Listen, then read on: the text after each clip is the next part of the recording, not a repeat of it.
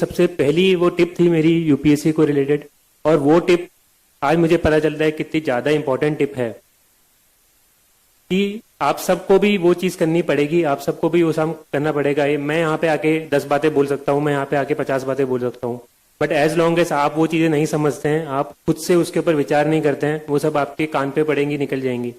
मैं भी यहाँ पर आया हूँ, तो अगर आप सब लोग यहाँ पर इस हॉल के अंदर हैं या जो भी वीडियोस पे देख रहे हैं, आप सब किसी पर्टिकुलर रीजन से यहाँ पर आए हैं, कोई कारण है आपका यहाँ पे होने का, तो कोशिश करिए कि वो चीज़ आप समझ पाएं।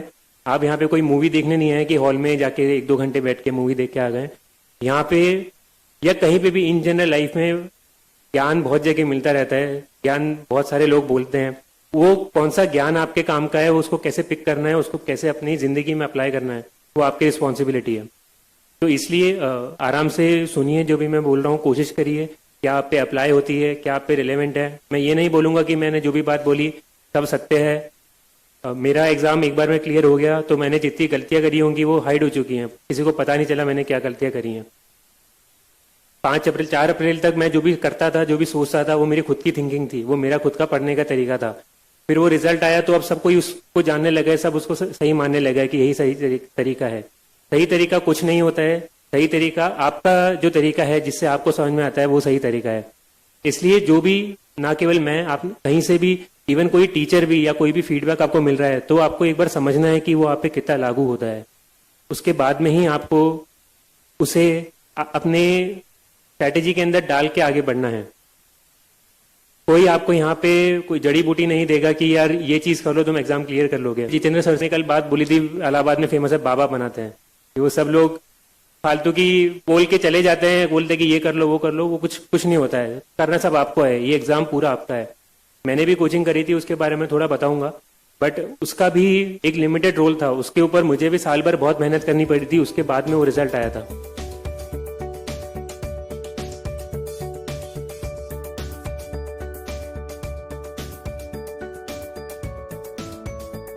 सबसे पहले मैं एक बता देता हूँ कि थोड़ा मेरी लाइफ के बारे में बता देता हूँ। मैंने 2010 में आईआईटी का एग्ज़ाम दिया था। स्कूलिंग मेरी कोटा में हुई थी एंड बचपन से मुझे साइंस बैकग्राउंड में ज़्यादा इंटरेस्ट था। सोशल साइंस, अपनी सिविक्स, ज्योग्राफी, हिस्ट्री, इन सब में बिल्कुल भी इंटरेस्ट नहीं आता था।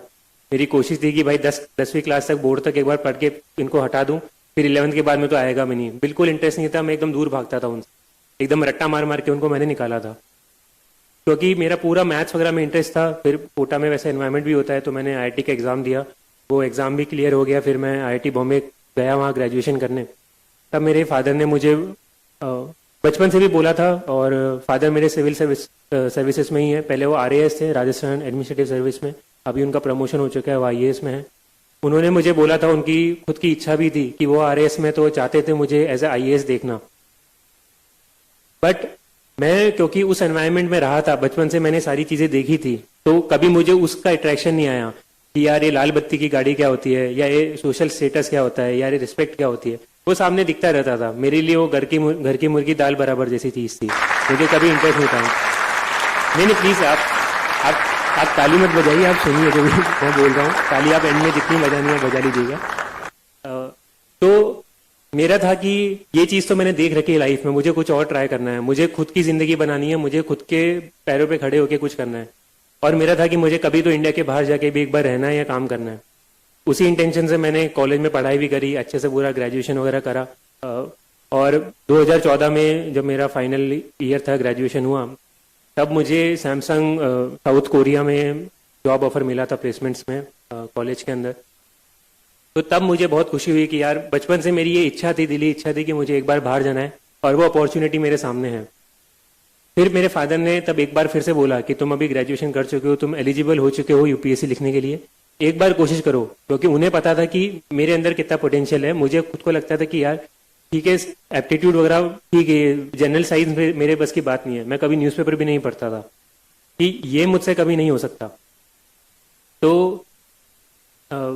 मैंने उनको मना करा कि नहीं है। उन्होंने फिर एकदम मेरे से बिना पूछे मेरा फॉर्म भर दिया। 24 अगस्त को एग्जाम था, 23 अगस्त की रात को उन्होंने बताया कि ये लो तुम्हारा एडमिट कार्ड, कल सुबह जाके एग्जाम लिख कर आना। मैंने बोला अगले हफ्ते 10-15 दिन के बाद में मेरी फ्लाइट थी। मैंने बोला कि नहीं, मैं तो जा रहा हूँ, जॉब है। बोला कि ठीक है चले जाओ जॉब पे, मैं फोर्स नहीं कर रहा, बस मेरा मन रखने के लिए एक बार ये एग्जाम जाके दे दो। और नहीं वो तो होना तो है वैसे भी नहीं है क्योंकि तुमने तैयारी करी नहीं है, पर पता तो चल जाएगा, क्या पता तुम्हारा कभी बाद में मन बन जाए। मैंने बोला कि नहीं, पहले तो मना करा, फिर उन्होंने दीदी से थोड़ी मिली भगत कर ली थी, उसका भी फॉर्म भर दिया, बोला देखो इसको भी भेज रहा हूँ, ये भी जा रही है तो तुम भी चले जाओ।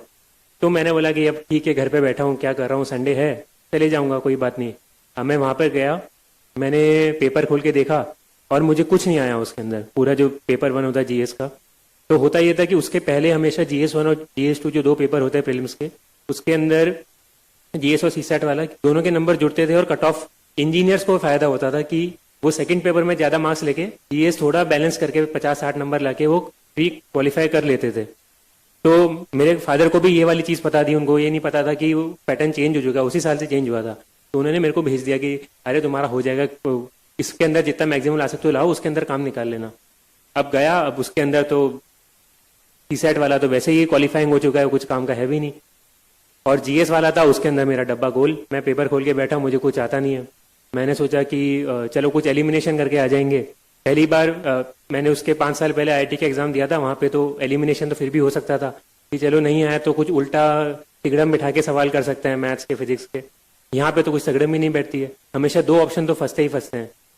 बी और सी एलिमिनेट कर दिए तो ए और डी में तो तुक्का मारना ही पड़ेगा, बिना कॉन्फिडेंट मैं कर ही नहीं सकता हूँ। और ये आप सबको पता है, फिल्म्स के अंदर 70-75% क्वेश्चन ऐसे ही होते हैं कि बहुत ही कम स्टूडेंट्स कॉन्फिडेंटली कर पाते हैं, उन्हें कहीं ना कहीं तो गेस करना पड़ता है। तब तो मेरा कोई बेस भी नहीं था, कुछ कंसेप्ट भी नहीं थे, और न्यूज़पेपर मैंने पढ़ा हुआ नहीं था। तो मैं जाकर एग्जाम में 15 मिनट मैंने करा, कुछ नहीं हुआ। फिर मैं उठ के टीचर को बोलने लगा कि ma'am I want to go, मेरे ये हो गया मेरा पेपर। उन्होंने बोला कि नहीं, यू हैव टू सिट, आपको बैठना पड़ेगा पूरा 2 घंटा। अब मैंने सोचा क्या करूं, मैं जाके वहां पे हेड डाउन करके सो गया क्योंकि एग्जाम तो मेरे को कुछ आता नहीं था। फिर मैं घंटे सवा घंटे के बाद में उठा, देखा कि बाकी बच्चे कुछ कर रहे थे। मैंने बोला कि चलो अपन भी थोड़ा कर लेते हैं, थोड़ा अपन तुक्केबाजी तो भिड़ा लेते हैं कि क्या होगा, ज़्यादा से ज़्यादा नेगेटिव आएंगे, पर एग्जाम तो अपन को क्लियर करना नहीं है। तो मैंने कुछ तुक्केबाजी करी और पेपर में देकर आ गया, घर पे आराम करा, पापा को बोल दिया कि जो होगा मुझे तो मतलब का भी नहीं है, बताना भी मत कि कितने मार्क्स से क्या रिजल्ट था।